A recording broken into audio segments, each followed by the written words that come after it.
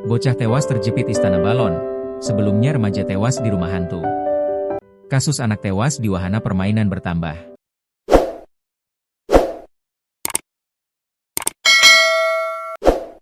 Kali ini bocah 4 tahun inisial G tewas terjepit dalam lipatan di wahana permainan istana balon. Peristiwa menyedihkan itu terjadi di Lapangan Merdeka, Kota Sungai Penuh, Jambi pada Minggu, 30 November 2025 sekira pukul 21 waktu Indonesia Barat. Sebelumnya remaja 14 tahun di Parigi Motong, Sulawesi Tengah tewas tersetrum di wahana rumah hantu.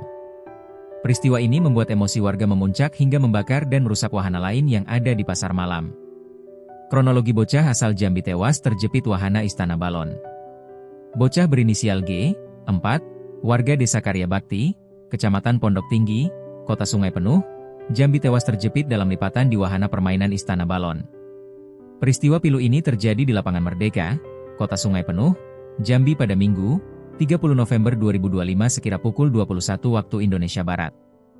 Mulanya pemilik arena bermain istana balon bernama Fatman Jaya, 41, yang berprofesi sebagai PNS menutup arena bermain dengan cara mengempeskan istana balon.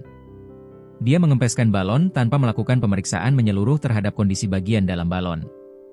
Beberapa saat setelah balon dilipat, orang tua korban datang mencari anaknya yang diketahui sebelumnya bermain di arena tersebut. Kemudian, pemilik membuka kembali lipatan balon. Dia menemukan anak berinisial G itu dalam kondisi tidak sadarkan diri di antara lipatan balon.